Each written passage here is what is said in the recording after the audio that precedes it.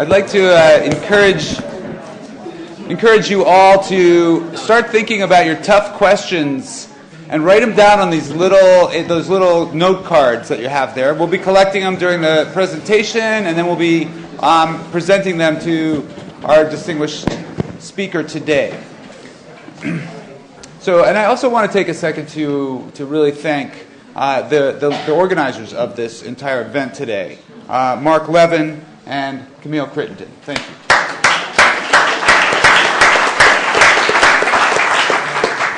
And it is a great privilege to introduce our first keynote speaker of the day, California's Lieutenant Governor, Gavin Newsom. He needs little introduction, given his years of public service in the Bay Area. He started 11 successful businesses.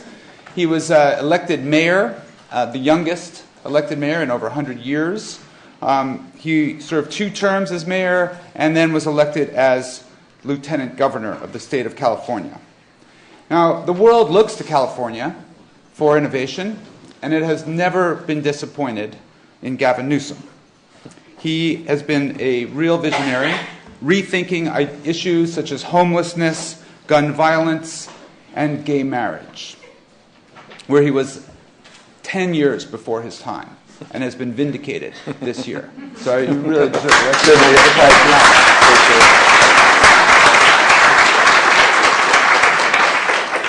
Gavin also has strong connections to higher education. He serves on the UC Board of Regents, and I'm proud to say that he's also on the CITRIS Advisory Board. He's always a student. For example, I just found out that he took a welding class last month to learn how to cut the chain of the new east span of the Bay Bridge.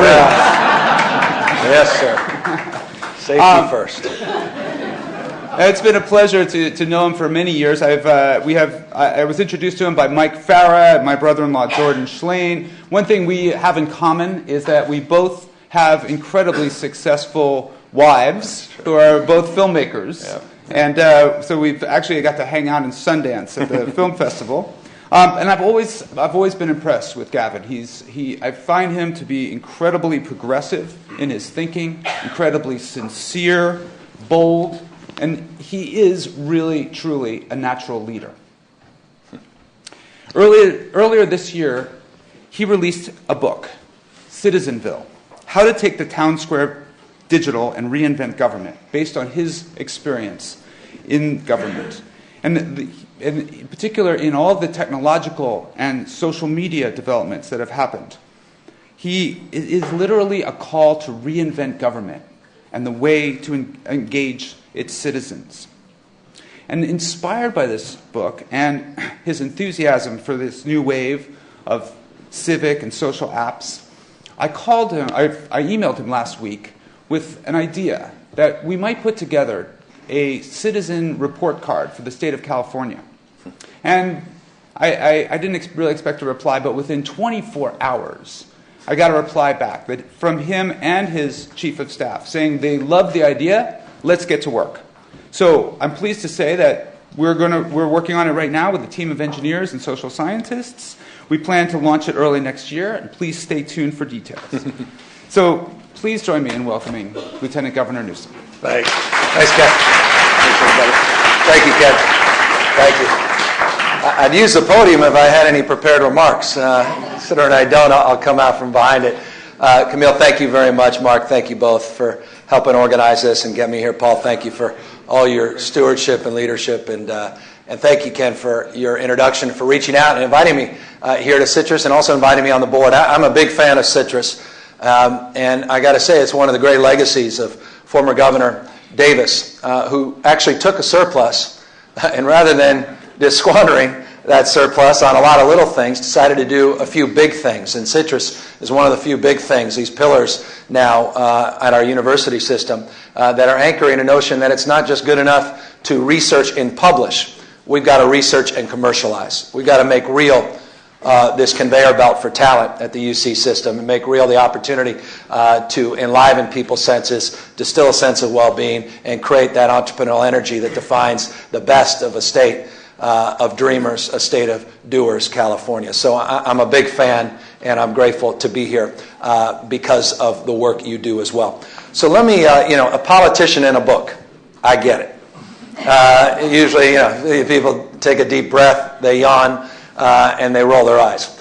I tried to write a book, even though I am in politics, that wasn't about me. I'm not sure I succeeded that well. I'm certainly in there. But I tried to do my best to focus on not personalities, not process, but policy. I've always thought the best politics is a better idea. And I think some of the ideas distilled in the book are long overdue.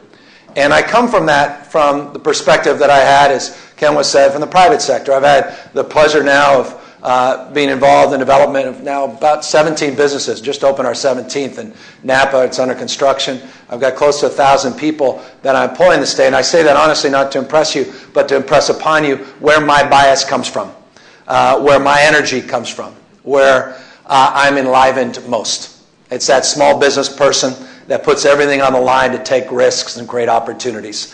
And I love that entrepreneurial energy. And I try to take a lot of that in to my work as a county supervisor, where I spent 7 years in San Francisco serving as a supervisor, and then 7 subsequent years as mayor of San Francisco.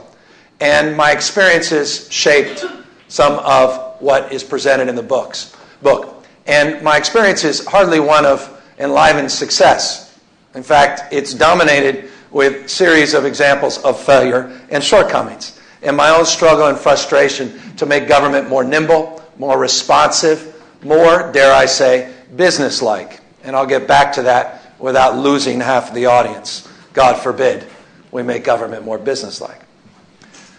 But truly, the inspiration came in 2008 with the MyBarackObama.com campaign. And I imagine, regardless of your political stripes, Democrats and Republicans in this room, you were inspired just as I was inspired. 35,000 self-organizing communities coming together across every conceivable difference in that historic campaign in 2008. A bottom-up campaign. Change, candidate Obama said, starts from the bottom up. A two-way conversation. People not being selected, but self-selected to participate in this platform of active citizen engagement around a campaign of hope and change, MyBarackObama.com. Again, 35,000 self-organizing communities. You may have been part of that cohort of folks organizing around that campaign. In an effort, you may vaguely recall this, to continue the conversation, President-elect Barack Obama decided to keep the conversation going. If change starts from the bottom up, one-way conversations are dead. It's all about two-way conversations and bottom-up thinking. He wanted to continue that through the transition, and he created a new platform, no longer the campaign platform, MyBarackObama.com, but a new platform, change, appropriately.gov. Some of you may have participated in this as well, or if you didn't, you may remember it. It was an historic moment. The site was put up. You can Google it and check it out. The site said, what's on your mind? It's the issue of the war on terrorism, war in Iraq, war in Afghanistan. It's the war on climate, issues related to climate change, the challenges, the self-evident challenges, 2008, of the global financial meltdown. What's on your mind? Participate in this historic transition effort, not just to set the tone and tenor for the next 100 days of my administration, for decades to come. Change starts from the bottom up. Yes, we can. All of a sudden, everyone came together in numbers no one could have imagined, both physically and virtually, in this once-in-a-lifetime opportunity to set that agenda. Millions of people came together, and the envelope was open, just as Michelle Obama did, some of you may recall, at the Oscars a few months ago. President-elect Obama takes the envelope. What's on your mind? Is it Iraq? Is it Afghanistan? Climate change? The financial meltdown? What was the number one priority of all those who participated in this unprecedented effort? What should I focus on? Opens it up. The number one issue, legalize marijuana. True story. Now, he reacted exactly how you reacted.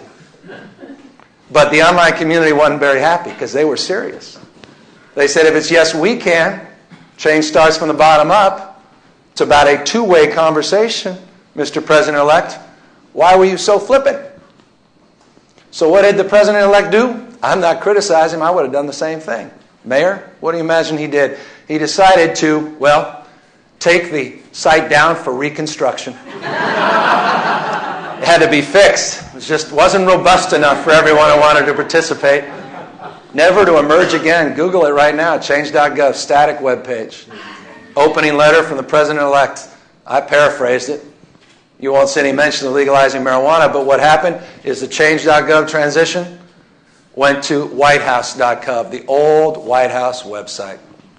The bottom-up candidate, yes, we can, has become a top-down president, yes, he can. We've moved from you vote to guys like me deciding. All that energy, all that enthusiasm, everything that was harnessed, so much of it just gets squandered away, pulling further and further away. Oh, don't get me wrong, he created We the People.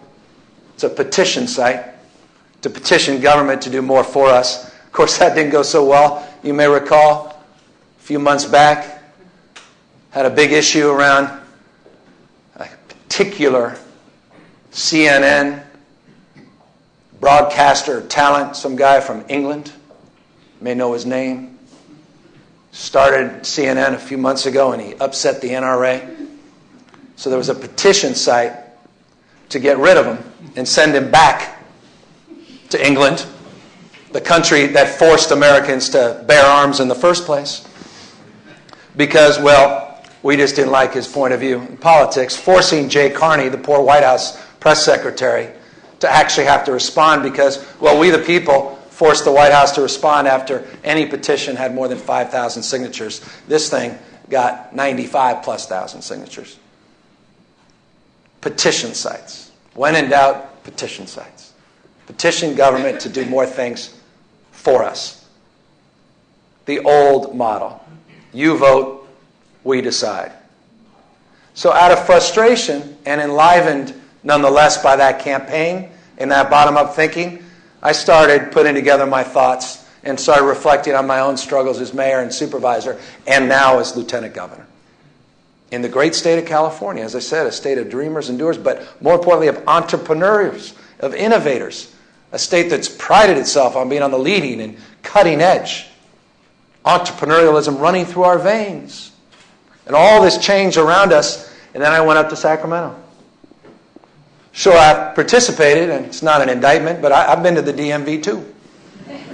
So I didn't expect miracles, but I also didn't expect what I saw. Big IT departments being built out.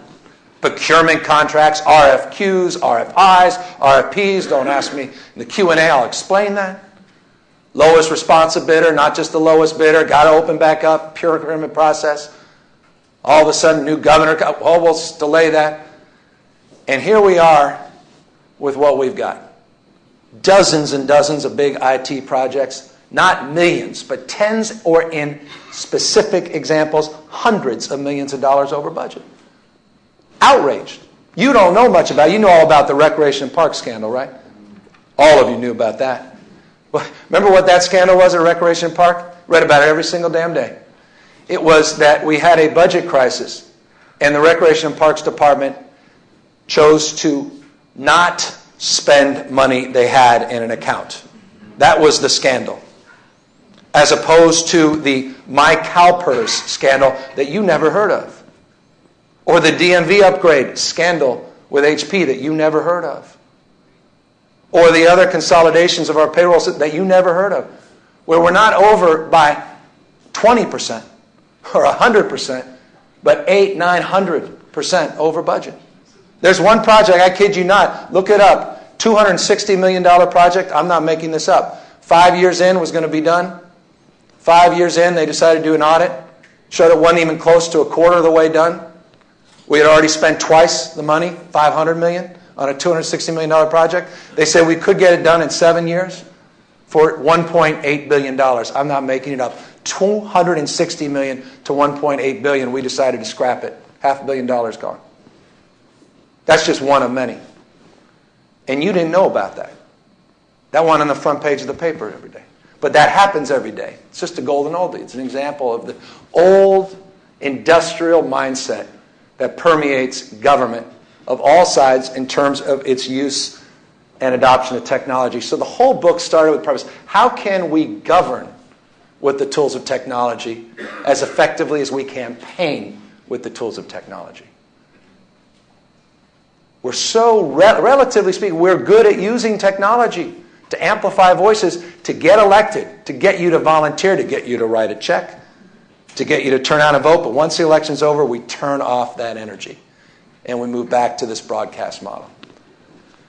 So I started thinking about that, and then I had the opportunity to run into a talk, not dissimilar to this, with Tom Friedman, who had just finished a book that used to be Us. And he said something that was very profound and has stuck with me this day. He said the one question they don't ask in Washington, D.C. or state houses anywhere in America is the most important question. And it's a question politicians of all stripes need to wake up and ask and answer every single day, and that is, what world are we living in? What world are we living in? What are the trend lines that define this world? And he's absolutely right. I've never heard that question asked, let alone answered up in Sacramento. And it's a profoundly important question, and it's so interesting because a few months later, I was flipping through my old YouTube stuff, saw Bill Clinton's speech. It's true. At his presidential library opening, pouring rain, after thanking people for 15 of his 20 minutes, he basically said one simple thing at his presidential library open, that the most important job of the President of the United States is to explain the world we're living in and how we can orient our country to take advantage of those trends.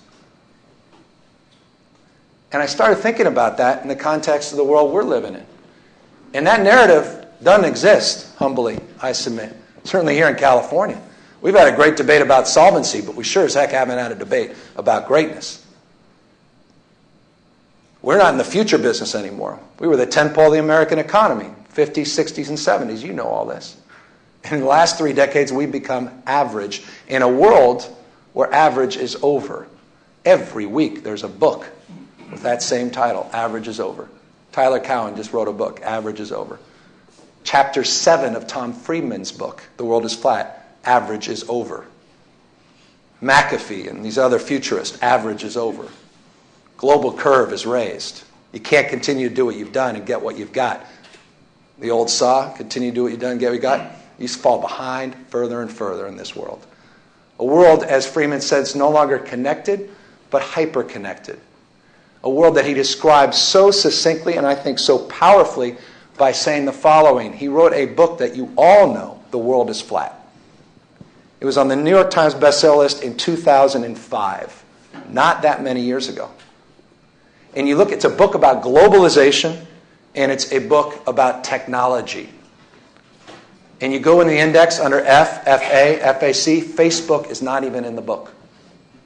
2005. As he says, 2005, Twitter was a sound.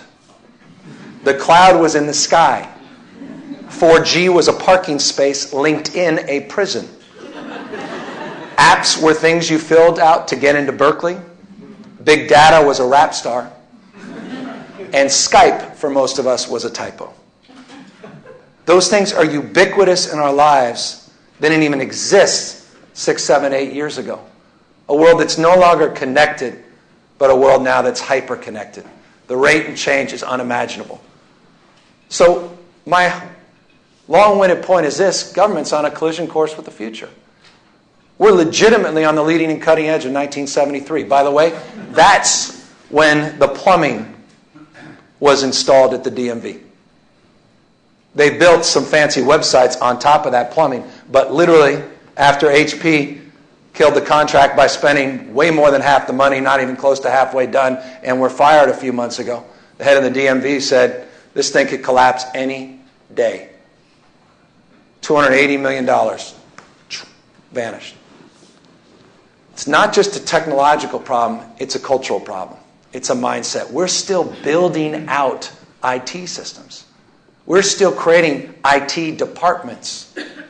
We're still creating silos in a world where that stuff doesn't exist anymore. As Dom Tatscott reminds all of us, the industrial economy is run out of gas. It has served us so well. I drove past, Ken just reminded me of that of the Bay Bridge. I just drove past that old Bay Bridge structure as you all are coming over here.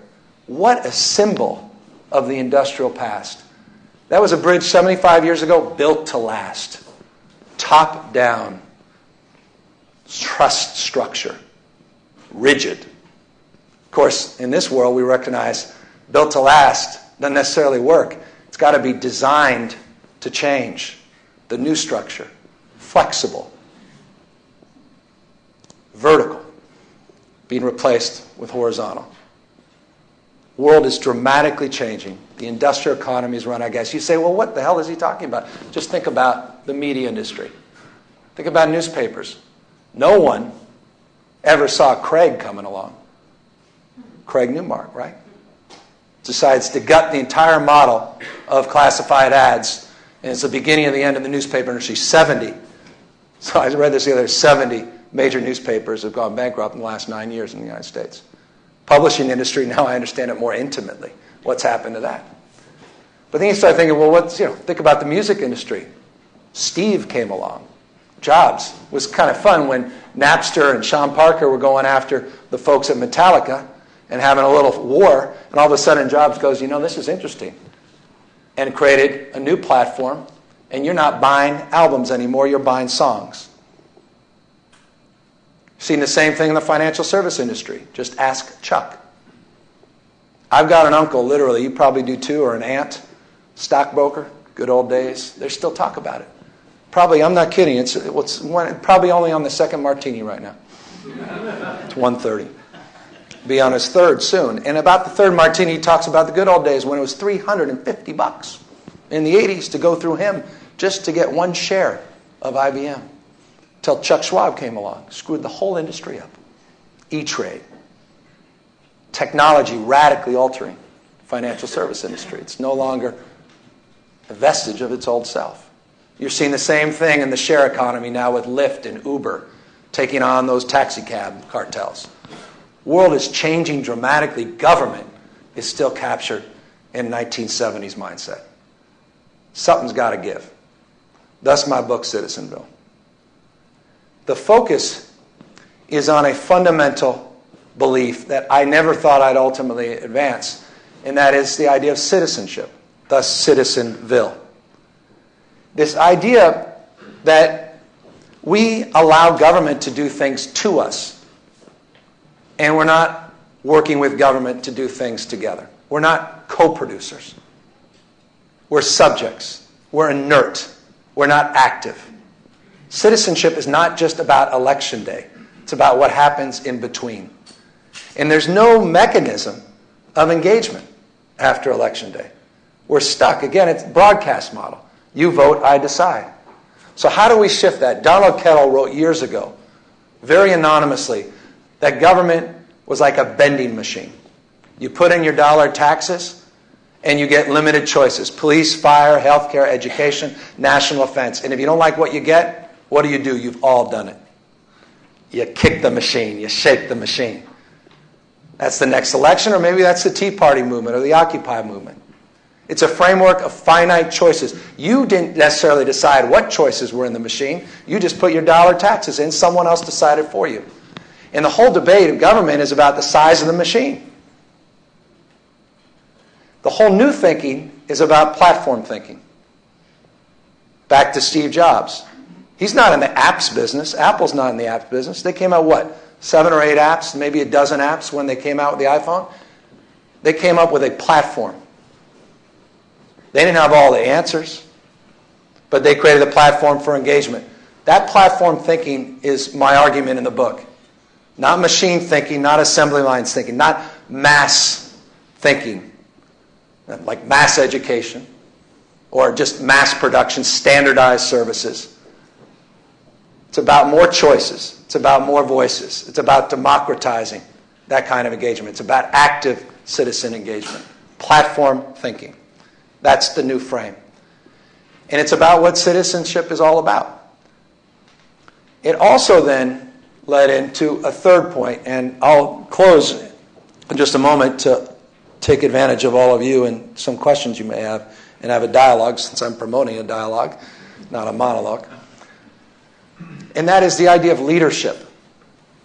And I've been really struck by this because of what's not only that I reflected on in the last number of years about who the real transformational leaders are, but notably as of late with Nelson Mandela.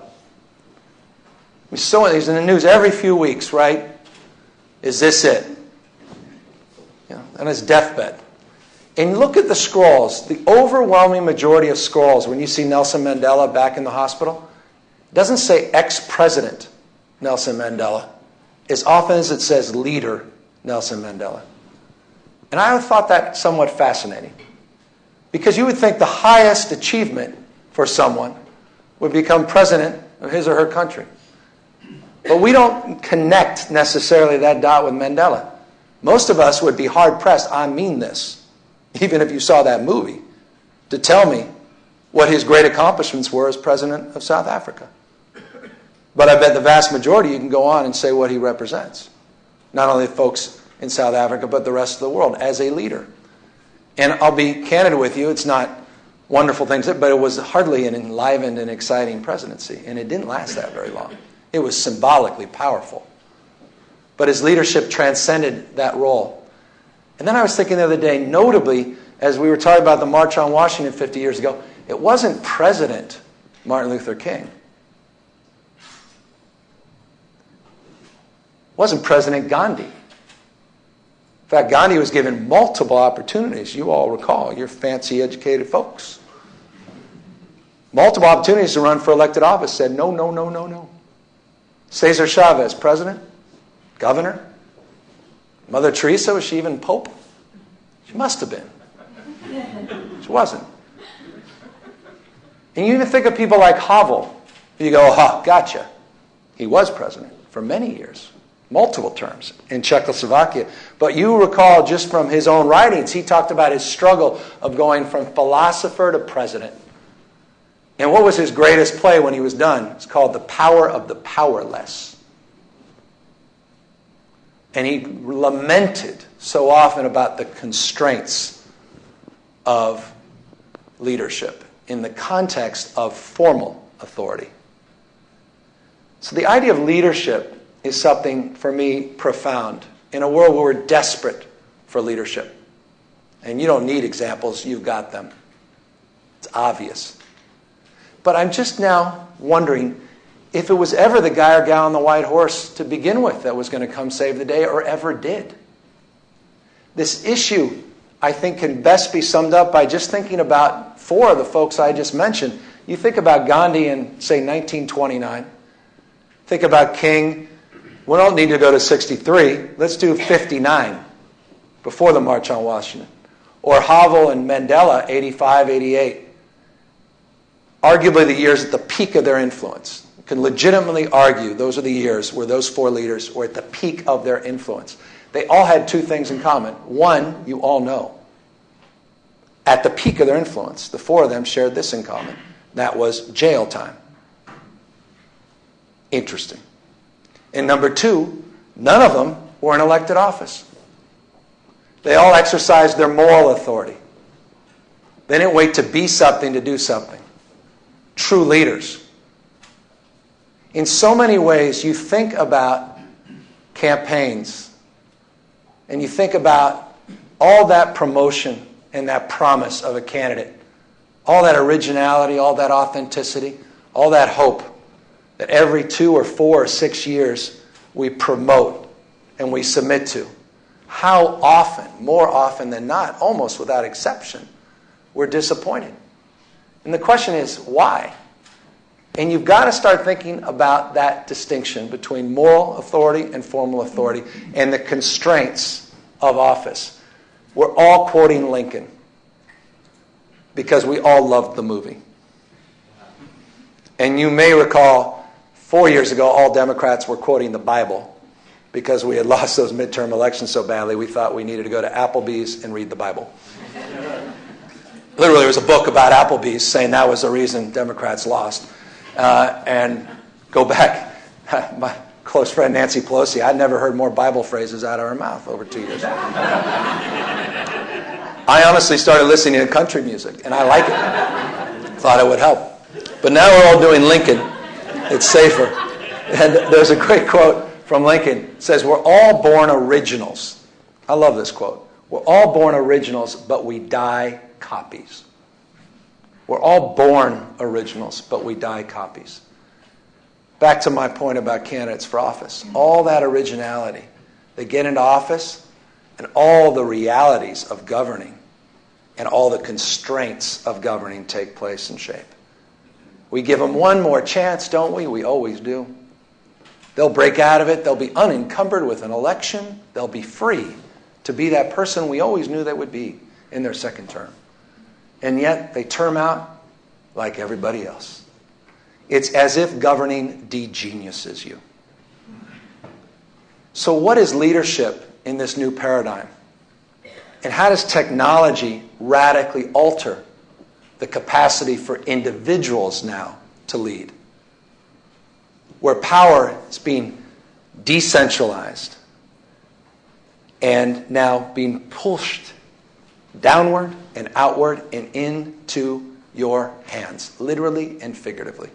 The ability to self-organize, the power that you have, the capacity you have now to lead in this hyper-connected world is extraordinary. And so I offer that as a final point as I argue for this inverted pyramid. No longer the guy or gal on the top, but all of us, citizens, on the top of this world now that is supercharged by your capacity and your networked capacity and the intelligence that's latent in all of us to collectively come together across your differences to make big things happen. I don't need to just remind you of Tunisia or Egypt or what's happening in Turkey, the reason they didn't get the Olympics, or what's happening around the rest of the world, the indignados in Spain, the Weibos and the microbloggers in China, and what's obviously happened here with the Tea Party and their remarkable and continuing influence, for better or for worse.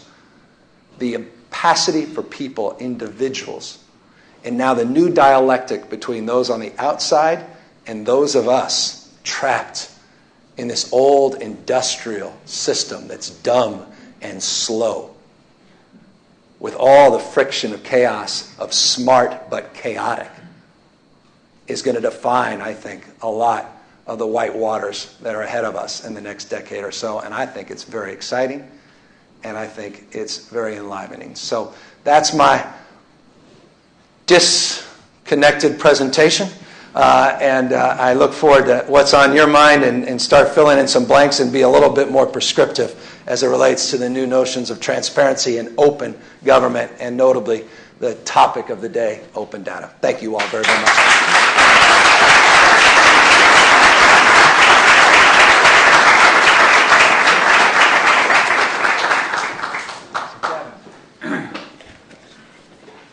You hit that mark absolutely perfectly at 2:45. I'm extremely impressed with no notes either. So we're ready to take your questions. They're starting to come in, and if I may take one, I loved your talk, Gavin, and I think one of the questions I want to ask you is, since we're all at the university, so many of us here, how can we take that model, the inverted pyramid, and since one of your key roles is as a regent, how can we apply that to addressing the regents and the way we're governing the state of the California higher education? Well, I mean, we were talking in the back. I think the greatest threat to higher education is self-evident to all of you. There's two things. One, it's insolvent. It's just not a model that we could continue as we have in the past. We're running out of time. We can't keep increasing tuition. We've doubled it since 2006. You know that. More than tripled it, 380+% since 2001. We're not able to keep some of the best and the brightest because we're not even being competitive because we can't afford some of the talent we have here in the faculty. And the whole issue of access, that third pillar, is being challenged because people can't afford it. And they're being left out. The other thing that's self-evident is that you're no longer a monopoly. It's been good. It has. I mean, hell, it's been yours. But there are all these new players now. And you don't need to see the sage on the stage anymore in person. You can go home and fast forward, Ken. I've heard it before. You may want to rewind them. And so the MOOCs, God help us. Udacity, edX, Coursera, Western Governor, all these folks. And others are threatening. Technology's threatening this whole system. And my God, if you're K through 12, look out. I mean, that's on the cutting edge of what, the 16th or 17th century? I think the greatest breakthrough literally in education, the last great technological breakthrough was chalk. Someone said, that's not fair, it's really the PowerPoint. All right, fine. But it's the one thing, if you went back, seriously, went back 200 years, classroom looked pretty much like this, different materials. People lined up in rows of desks based on their data manufacture, mass education, standardized, not customized, all that old industrial thinking. Just no longer relevant. I got a daughter, you guys all have kids and grandkids, you've all seen this. But I honestly thought, my wife, Ken brought up, and his wife, they have a very gender-focused thing. So I have a daughter, and I thought, my wife's big, women, all this stuff, and I thought, I was there early from work, and my daughter's 1 year old, and she found, you've all experienced this, my iPad. And she is just flipping through. I'd never seen anything like it. I just quietly was behind her. I'm like, oh my gosh. She's doing this app, that, everything, and just flipping. I'm thinking, I kind of quietly pulled out my cell phone and called my wife. I said, we have a prodigy. And I said, and honey, you're right. I knew it. It was, I'm Catholic too. We're in Catholic school. So I said, she's the one. And I knew it was a girl. You were right the whole time. It's not the boy. It's not the prodigal son. And then we went to, I'll say it, Ola preschool, like 6 months later. And every single one of the kids, right, doing the same thing. Like, oh, man. She's just wired differently. Literally wired differently. You're all the educational experts. You understand 0 to 3. She's being wired differently. You can't educate her like I was educated. The school system that exists today is seriously not prepared for her. And that generation of digital natives that have grown up digital, they're used to folks like me, right? Those digital immigrants, they call us, where we're learning the language of technology. We can all work and lumber our way through and excuse ourselves for being a little slow there. But not this next generation. You've seen it with your teenage kids, right? Why they're in line, literally, still. I kid you not. You've seen it. I've seen it. They're still in San Francisco, down near the Haight. I kid you not. I went over. They still have forms you can fill out in triplicate. You can't seriously make that up. As you're sitting there, on Zappos, designing your shoes to arrive tomorrow morning, downloading some songs in nanoseconds, getting your e-reader going because you're waiting in line, ordering your groceries. And then all of a sudden you put down that world and you enter into the front of the line at the DMV. That is not going to work for very long. Right? World's being customized around us. The participation generation. And we're still, again, mask this, mask that. So I say this lovingly at the UC and CSU. I said this at TechCrunch 2 days ago, and I got in a lot of trouble, and I'll say it again. It's very reminiscent of Kodak's Board of Directors meetings, the UC Board of Regents meetings.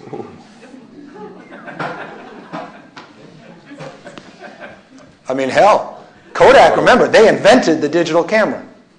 They invented it. And it was the world they invented that competed against them, and they're bankrupt. But hell, things were great. They had great quarterly profits. They were still in the top 50 here, top 10 there. Oh, no, we had the Shanghai Index. We have 6 of the 7, top 10. Berkeley's right there with MIT. It's all great. Wake up to the world around us, seriously. I remember talking to Phil Bronstein of the San Francisco Chronicle, and he was like, oh, Craig Newmark doesn't mean much. He ain't going to be around. Seriously. It's all obvious now. It wasn't so damn obvious. Wow, all of a sudden whipsawed like this. I'm not suggesting the shiny new object of MOOCs are going to radically change it, but I am saying the world is radically changing. And the idea of having someone, write down his or her notes and then regurgitate it to you so you can write it down on your notes and nothing passed through our brains but just from our hands, pieces of paper, that world, seriously, is over. And so I think we should wake up to it. Gavin, you've been right about a lot of things, and I shouldn't have 10 said years that. ahead of your time, and I think you're making us quake in our boots here about higher education. One more question about. Let's ask this. This is from the audience. Are there any advantages to the old model that may be lost on a society that, as it rapidly adopts these new technologies and new platforms? Yeah. Well, no question. I mean, in the book, I go to great lengths to not just argue for a virtualized world where we're living together alone, as someone described it. But how we translate and meet up in the real world and use these peer-to-peer platforms to connect in that virtual world in a much more dynamic, empathetic, and meaningful way. So that's, by the way, my position on online education. It's hybrid. It's flipping the classroom, as Sal Khan's arguing, K through 12. It's about having teachers that are no longer quote-unquote professors, but are coaches and mentors. Because the world we're entering into, you already know this, it's all about the 3 C's, not just the 3 R's. It's communication, collaboration, it's all about creativity. It's about critical thinking, the 4th C. It's about lifelong learning. It's about a whole different mindset. If average is over and the global curve is raised, we can't afford to be where we've been. So we have to radically update and upgrade our skills in significant and meaningful ways. And so I'm not arguing against all of the advantages and the maturation that comes from campus environments and people and community. But I am arguing of the capacity for technology to help us scale and amplify that. I have to say, it's amazing how you can get up and give such a compelling remarks today, and that you just created a new metaphor that was absolutely brand new, that this bridge just opened a week ago. And you pointed out that it's all about the vertical versus the horizontal. Well, it felt like that today. Absolutely. It's a wider bridge. All right. It looked, and I think that is exactly right, that's the future, that this is horizontal way of thinking is really the future. So on behalf of all of us, thank you so much. Thank you very much. Thank you, guys.